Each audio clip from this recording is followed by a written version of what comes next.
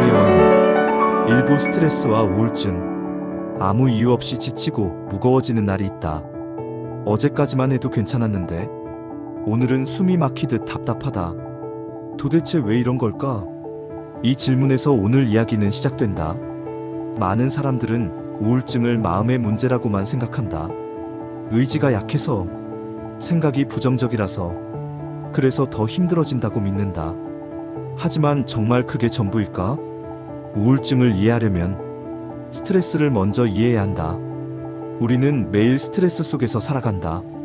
출근을 하고, 사람을 만나고, 비교를 하고, 기대에 맞추려 애쓴다. 이 모든 것이 조금씩 마음에 쌓인다. 스트레스는 눈에 보이지 않는다. 하지만 몸은 정확하게 반응한다. 심장이 빨라지고, 근육이 긴장하고, 잠이 얕아진다. 이 반응은 위험에서 살아남기 위한 본능이다. 문제는 이 상태가 끝나지 않을 때다. 잠깐의 스트레스는 지나가면 회복된다. 하지만 매일 반복되는 스트레스는 몸과 뇌를 지치게 만든다. 뇌는 스트레스를 받으면 코르티솔이라는 호르몬을 분비한다. 이 호르몬은 위기 상황에서 우리를 각성시키는 역할을 한다. 하지만 장기간 높게 유지되면 뇌의 균형을 무너뜨린다. 특히 감정을 조절하는 영역에 영향을 준다. 기쁨을 느끼는 능력이 줄어든다. 사소한 일에도 쉽게 지친다. 아무것도 하기 싫어진다. 이때 사람들은 자신을 탓하기 시작한다. 왜 이렇게 약해졌을까? 왜 예전 같지 않을까? 하지만 이것은 성격의 문제가 아니다. 스트레스가 계속되면 세로토닌과 도파민 같은 신경 전달 물질의 균형이 흐트러진다. 이 물질들은 의욕과 안정감, 행복감을 느끼게 해준다. 균형이 깨지면 아무리 좋은 일이 있어도 기쁘지 않다. 칭찬을 들어도 공허하다. 웃고 있는데 마음은 울고 있다. 이 상태가 지속되면 우울증으로 이어질 가능성이 높아진다. 즉, 우울증은 갑자기 생기는 것이 아니다. 오랜 스트레스의 결과일 수 있다. 여기서 중요한 사실이 있다. 스트레스는 나쁜 것만은 아니다. 적당한 스트레스는 삶의 동력이 된다. 문제는 도망칠 수 없는 스트레스다. 참아야만 하는 관계, 끝이 보이지 않는 불안, 계속되는 자기 부정. 이런 스트레스는 조금씩 마음을 갉아먹는다. 특히 감정을 표현하지 못하는 사람일수록 스트레스는 안으로 쌓인다. 겉으로는 괜찮아 보인다. 하지만 속에서는 이미 한계를 넘고 있다. 이때 몸은 신호를 보낸다. 잠이 안 온다. 아침에 일어나기 힘들다. 이유 없이 눈물이 난다. 집중이 안 된다. 많은 사람들은 이 신호를 무시한다. 조금만 더 버티면 괜찮아질 거라고. 하지만 스트레스는 무시한다고 사라지지 않는다. 오히려 억누를수록 더 깊이 스며든다. 그리고 어느 날 아무것도 할 수 없는 상태로 나타난다. 이것이 바로 스트레스와 우울증이 연결되는 지점이다.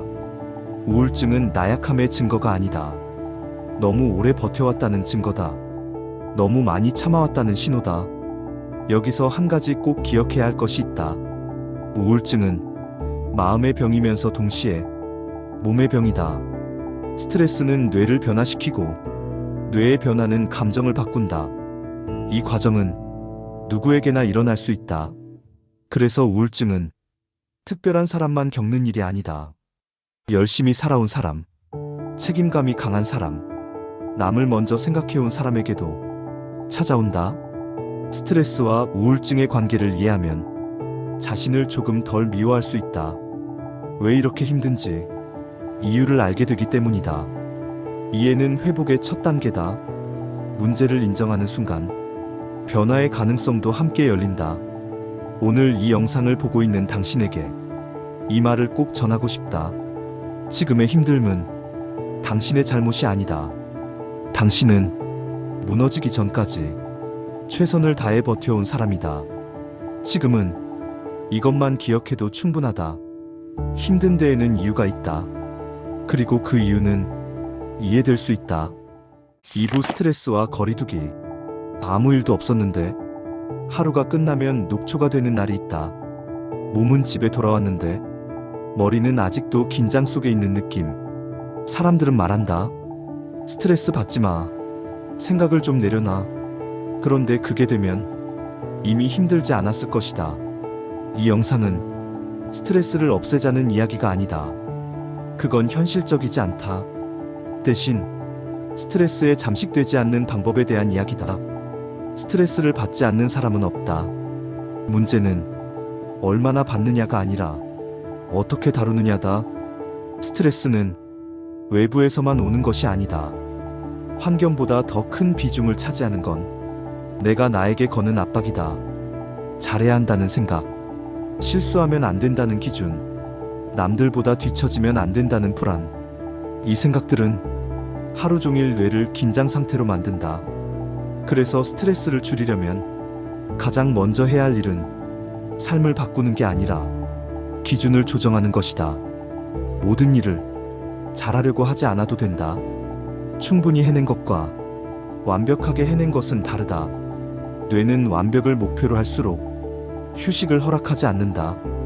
항상 다음 경고를 준비한다. 그래서 첫 번째 방법은 기준을 낮추는 연습이다. 오늘 하루 할 수 있는 만큼만 한다. 해야 하는 일과 할 수 있는 일을 구분한다. 이 구분이 생기면 뇌는 처음으로 숨을 돌리기 시작한다. 두 번째는 스트레스 신호를 초기에 알아차리는 것이다. 스트레스는 갑자기 폭발하지 않는다. 미세한 신호부터 보낸다. 어깨가 자주 굳는다. 턱에 힘이 들어간다. 숨이 얕아진다. 괜히 짜증이 늘어난다. 이 신호를 무시하면 뇌는 더 강한 방식으로 멈춤을 요구한다. 그래서 중요한 건 신호를 문제로 보지 않는 것이다. 지금 과부하라는 알림으로 받아들이는 것이다. 이때 필요한 건 거창한 휴식이 아니다. 잠깐 멈추는 것. 자리에서 일어나 숨을 깊게 들이마시고 천천히 내쉬는 것. 이 단순한 행동만으로도 신경계는 조금씩 안정 신호를 받는다. 세 번째는 모든 스트레스를 혼자 처리하지 않는 것이다. 많은 사람들은 힘들수록 혼자가 된다. 괜히 말 꺼냈다가 더 피곤해질까봐 참는다. 하지만 감정은 밖으로 나가지 못하면 안에서 부피를 키운다. 말로 다 하지 않아도 된다.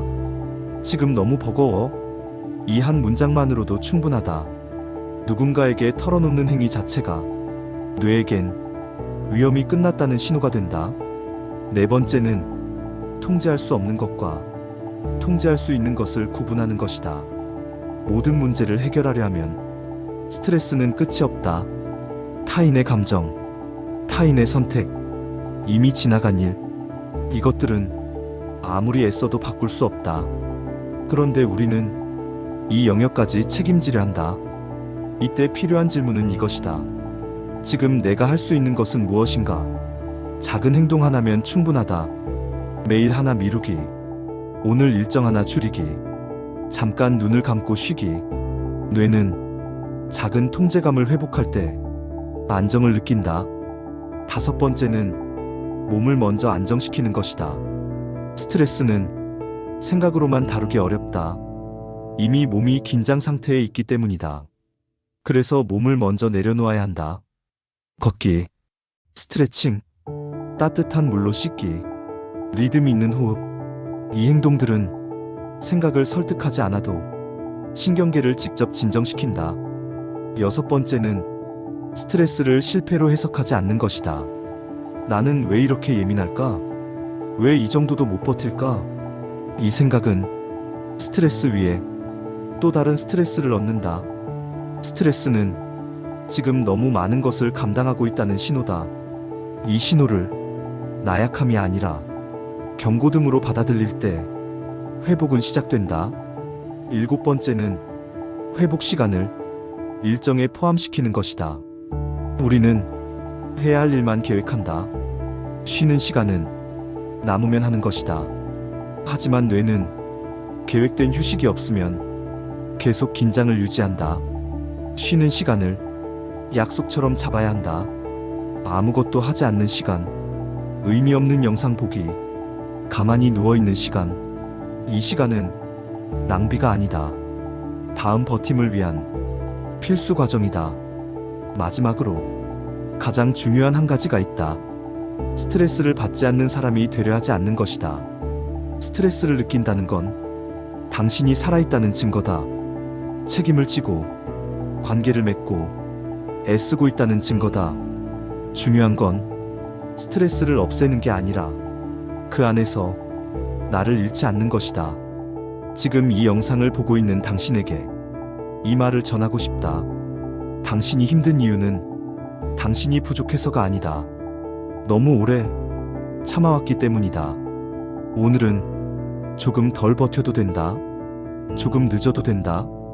조금 내려놔도 된다. 스트레스는 당신의 적이 아니다. 당신을 지키기 위해 울리는 신호일 뿐이다. 이 사실을 기억하는 것, 그것만으로도 당신은 이미 스트레스에 휘둘리지 않는 방향으로 한 걸음 나아가고 있다. 3부 가정환경과 우울증. 어른이 된 지금도 이상하게 마음이 움츠러드는 순간이 있다.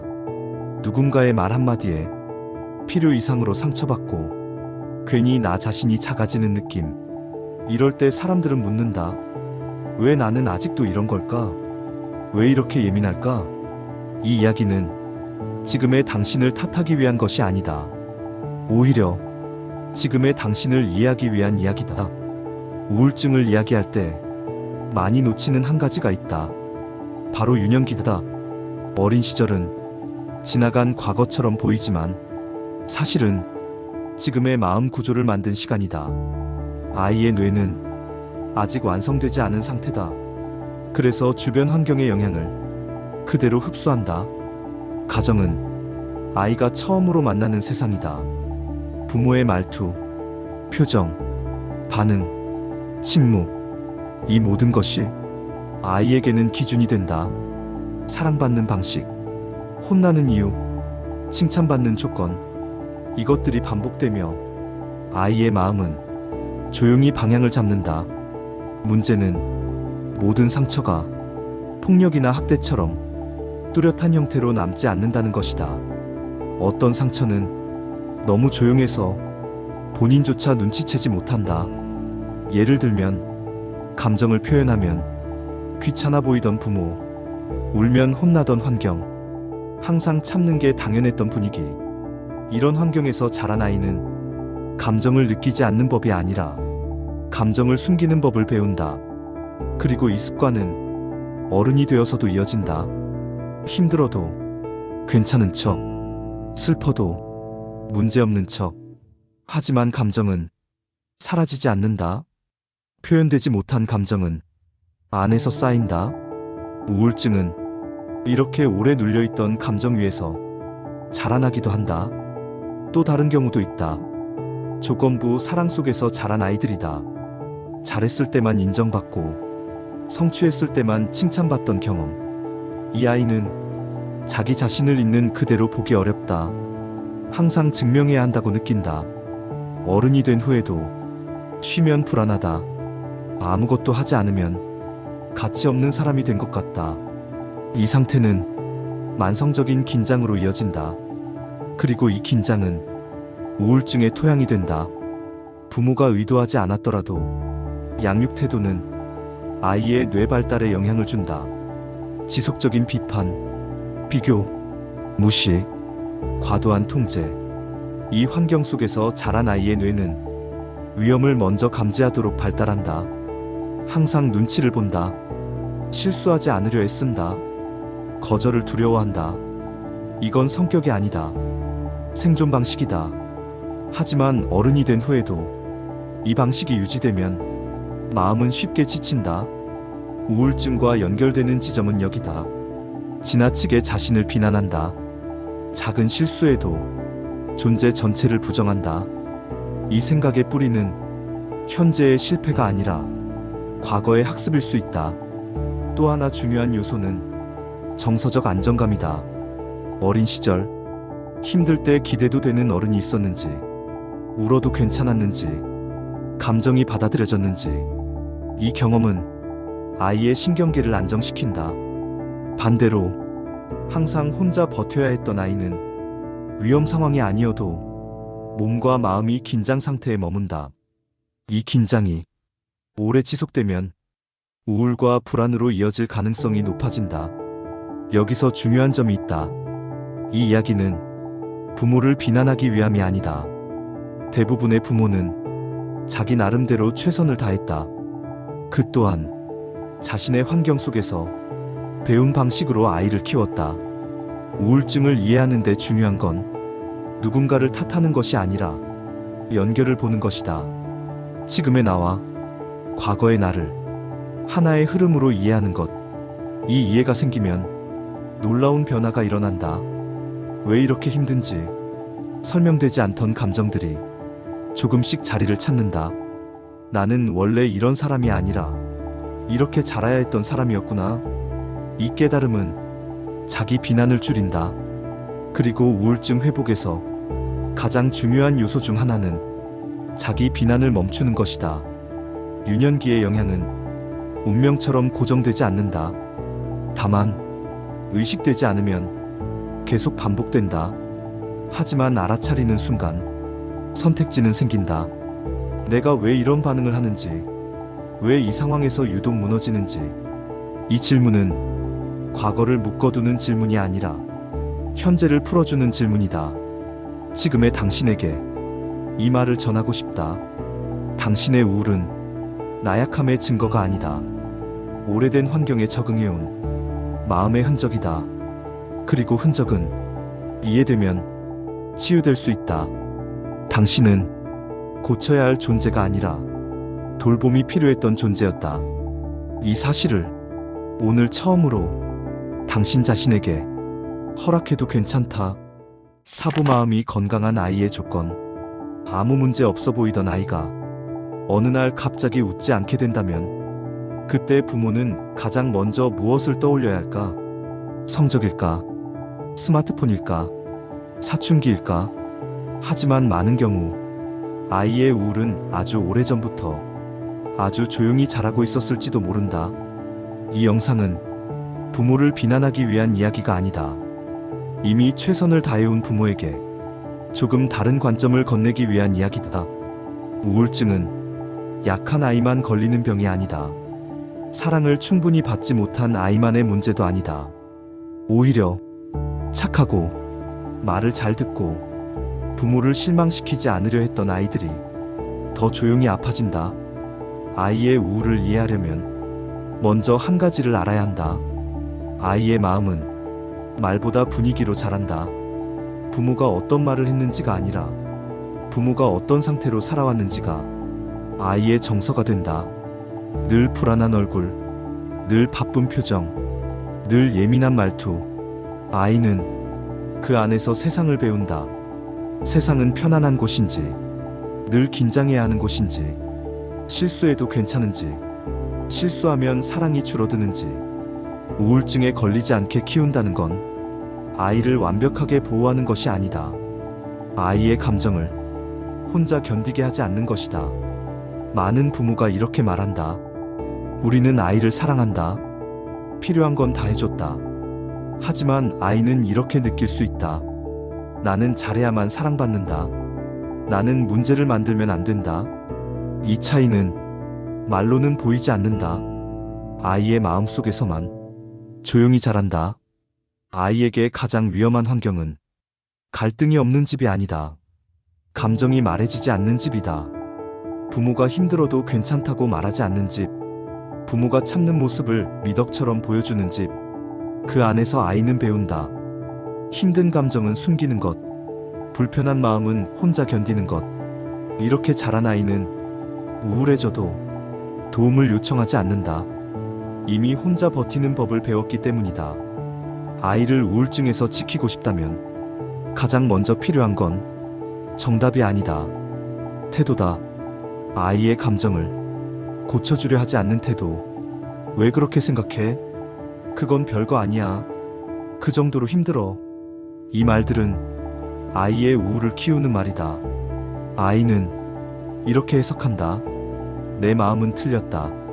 나는 과민하다. 나는 이해받지 못한다.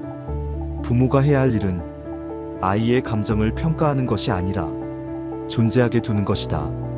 그렇게 느낄 수 있겠다. 그랬다면 힘들었겠다. 이 한마디가 아이의 마음을 살린다. 아이에게 안정감이 생기는 순간은 부모가 강할 때가 아니다. 부모가 솔직할 때다. 오늘은 엄마도 힘들다. 아빠도 좀 지쳤다. 이 말은 아이를 불안하게 하지 않는다. 오히려 아이는 배운다. 힘들어도 괜찮다. 힘든 감정은 말해도 된다. 우울증은 감정이 약해서 생기지 않는다. 감정을 혼자 처리해야 할 때 생긴다. 아이에게 필요한 건 완벽한 부모가 아니다. 회복하는 부모다. 실수하고 사과하고 다시 연결되는 경험. 이 과정을 본 아이는 자신도 괜찮다고 느낀다. 또 하나 중요한 것은 아이를 있는 그대로 보아주는 것이다. 아이의 성과가 아니라 아이의 상태를 묻는 것. 오늘 뭐 배웠어 대신 오늘 기분은 어땠어? 잘했어 대신 힘들진 않았어. 이 질문들이 쌓이면 아이는 자신을 성과로 증명하지 않아도 된다는 걸 안다. 우울증에 걸리지 않게 키운다는 것은 아이를 항상 행복하게 만드는 것이 아니다. 슬플 때, 불안할 때, 화날 때 그 감정들이 환영받는 경험을 주는 것이다. 부모가 아이의 감정을 감당할 수 있을 때 아이는 그 감정을 혼자 짊어지지 않는다. 마지막으로 부모 자신에게도 이 말이 필요하다. 이미 충분히 잘해왔다. 완벽하지 않아도 괜찮다. 부모의 불안이 줄어들수록 아이의 마음도 가벼워진다. 아이를 지키는 가장 강력한 방법은 부모가 자신의 마음을 돌보는 것이다. 아이의 우울을 막는 육아는 훈련이 아니라 관계다. 통제보다 연결, 지시보다 공감, 그리고 아이보다 먼저 부모 자신을 돌보는 용기. 그 안에서 아이의 마음은 조용히 건강해진다. 우울증이 있는 가족과 함께 사는 법. 같이 살고 있는데 가장 멀게 느껴질 때가 있다. 하루 종일 같은 공간에 있어도 마치 다른 세계에 사는 것처럼 느껴질 때, 우울증이 있는 가족과 함께 사는 시간은 사랑만으로는 설명되지 않는다. 걱정, 답답함, 미안함, 분노, 무력감, 이 감정들이 하루에도 몇 번씩 바뀐다.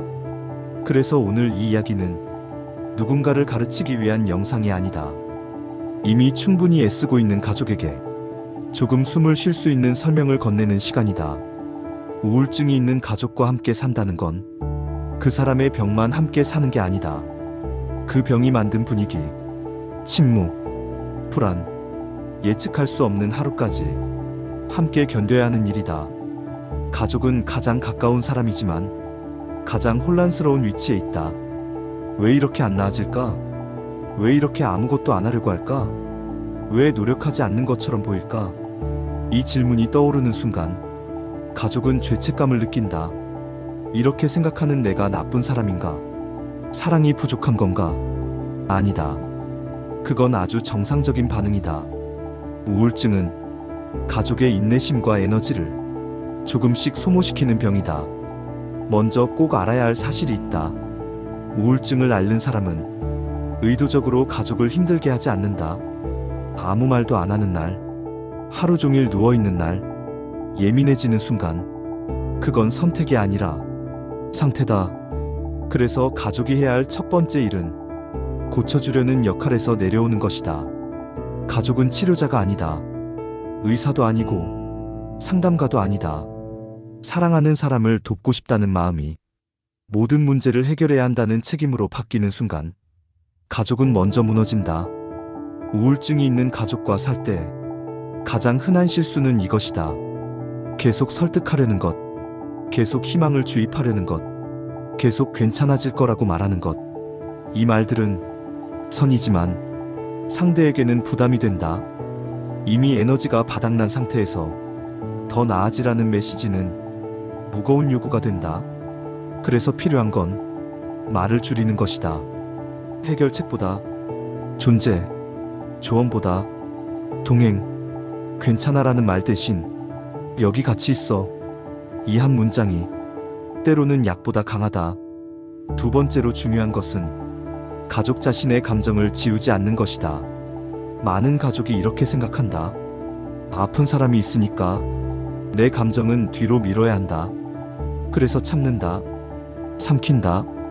버틴다. 하지만 이 방식은 오래가지 않는다. 돌봄에는 한계가 있다. 그 한계를 인정하지 않으면 돌봄은 분노로 바뀐다. 가족도 지칠 수 있다. 짜증날 수 있다. 도망치고 싶을 수 있다. 이 감정은 사랑이 부족해서 생기는 게 아니다. 사랑을 너무 오래 사용해서 생긴다. 그래서 가족에게도 숨 쉴 공간이 필요하다. 혼자만의 시간, 우울증 이야기를 하지 않는 시간, 아무 책임도 없는 시간. 이건 이기적인 행동이 아니다. 지속 가능한 돌봄이다. 세 번째로 지켜야 할 것은 책임의 경계다. 우울증이 있는 가족을 돕는 것과 그 사람의 삶을 대신 살아주는 것은 다르다. 일어나게 하는 것, 병원에 데려가는 것, 약을 챙기는 것, 이것은 도움이다. 하지만 대신 결정해주는 것, 대신 감당해주는 것, 대신 무너져주는 것, 이건 돌봄이 아니라 공동 침몰이다. 가족은 함께 할 수 있지만 대신 아플 수는 없다. 이 경계를 지키는 것이 차갑게 보일 수 있다. 하지만 이 경계가 있어야 관계는 유지된다. 네 번째로 필요한 건 기대치를 낮추는 것이다. 어제보다 나아지길 기대하지 않아도 된다. 이번 달에 달라지길 기대하지 않아도 된다. 우울증의 회복은 느리고 불규칙하다. 좋아 보이다가 다시 가라앉고 괜찮아 보이다가 아무것도 못하는 날이 온다. 이 변화에 의미를 과하게 부여하지 않는 것이 중요하다. 오늘 웃었다고 다 나아진 게 아니고 오늘 무너졌다고 모든 게 끝난 것도 아니다. 이건 실패가 아니라 파도다. 파도는 밀려왔다가 빠진다. 다섯 번째로 가족이 꼭 알아야 할 사실이 있다. 우울증이 있는 사람에게 가장 큰 두려움은 버려지는 것이다. 그래서 더 미안해하고, 그래서 더 말이 없어지고, 그래서 더 고립된다. 이럴 때 필요한 건 약속이다. 항상 곁에 있겠다는 약속이 아니라 떠나지 않겠다는 약속. 완벽하게 돕지 못해도, 지치더라도 포기하지 않겠다는 메시지. 그 메시지는 큰 말이 아니라 반복되는 태도로 전달된다. 오늘도 같은 자리에 있는 것, 오늘도 연락을 끊지 않는 것, 오늘도 관계를 유지하는 것. 마지막으로 가족 자신에게 꼭 전하고 싶은 말이 있다. 당신은 이미 충분히 애쓰고 있다. 모든 걸 이해하지 못해도, 완벽하지 않아도, 실수해도, 그럼에도 불구하고 곁에 있다는 것만으로 이미 큰 역할을 하고 있다. 우울증이 있는 가족과 함께 사는 법은 정답이 있는 기술이 아니다. 서로를 완전히 구하지 않아도 함께 무너지지 않는 법을 배우는 과정이다. 오늘 이 영상이 당신에게 조금 숨을 고를 수 있는 여백이 되었으면 한다. 당신도 돌봄의 대상이다. 6부 우울증을 낙인 없이 바라보는 사회적 시선. 우울증은 마음이 약해서 생기는 병일까? 의지가 없어서 빠지는 상태일까? 아직도 많은 사람들은 이렇게 생각한다. 하지만 만약 이 생각이 누군가를 더 깊은 어둠으로 밀어넣고 있다면 어떨까? 오늘은 우울증을 치료하는 방법도, 극복하는 기술도 이야기하지 않는다. 오늘은 시선에 대해 이야기한다. 우울증을 바라보는 사회의 눈. 그 눈이 어떻게 사람을 살릴 수도, 더 아프게 만들 수도 있는지에 대해 이야기한다. 이 이야기를 끝까지 듣고 나면 당신이 누군가를 대하는 방식이 조금은 달라질지도 모른다. 우울증은 보이지 않는다. 상처처럼 피가 나지 않는다. 열처럼 체온계로 재지 않는다. 그래서 더 오해받는다. 겉으로 웃고 있으면 괜찮다고 생각한다. 출근하고 공부하면 멀쩡하다고 판단한다. 밥을 먹으면 좋아진 줄 안다. 하지만 우울증은 그렇게 단순하지 않다. 겉으로 기능을 유지한다고 해서 속이 무너지지 않는 것은 아니다. 우울증을 가진 사람들은 이미 스스로를 가장 많이 탓하고 있다. 왜 이렇게 약할까? 왜 이 정도도 견디지 못할까? 왜 나는 남들처럼 살지 못할까? 그런데 사회의 시선은 이 질문에 더 무거운 답을 얻는다. 너만 힘든 거 아니다. 다들 참고 산다. 마음먹기 나름이다. 긍정적으로 생각해라. 이 말들은 위로처럼 들리지만 사실은 책임을 개인에게만 돌리는 말이다. 아프지 않으려면 네가 바뀌라는 뜻이다. 우울증을 낙인 찍는 사회에서 사람들은 숨는다. 병을 말하지 않는다. 도움을 미룬다. 회사에서 말하면 불이익이 있을까 두렵고, 가족에게 말하면 실망시킬까 걱정되고, 친구에게 말하면 부담이 될까 망설인다. 그래서 더 깊어질 때까지 혼자 버틴다. 낙인은 치료를 늦춘다. 치료가 늦어지면 증상은 복잡해진다. 복잡해진 우울증은 회복에 더 많은 시간이 필요하다. 결국 사회의 시선은 개인의 병을 사회 전체의 부담으로 키운다. 우울증을 낙인 없이 바라본다는 것은 특별하게 대하라는 뜻이 아니다. 불쌍하게 보라는 말도 아니다. 그저 질병으로 인정하는 것이다. 감기에 걸리면 쉬어야 한다고 말한다. 다리가 부러지면 깁스를 하는 것이 당연하다. 그렇다면 마음이 병들었을 때도 치료와 휴식이 필요하다는 것을 자연스럽게 받아들이면 된다. 하지만 우리는 아직도 마음의 병에는 조건을 단다. 이 정도면 괜찮아야 하지 않나? 이 나이에 이러면 안 되지 않나? 환경이 좋은데 왜 힘들까? 우울증에는 이유가 항상 명확하지 않다. 행복해 보이는 삶에서도 생긴다. 성공한 사람에게도 찾아온다.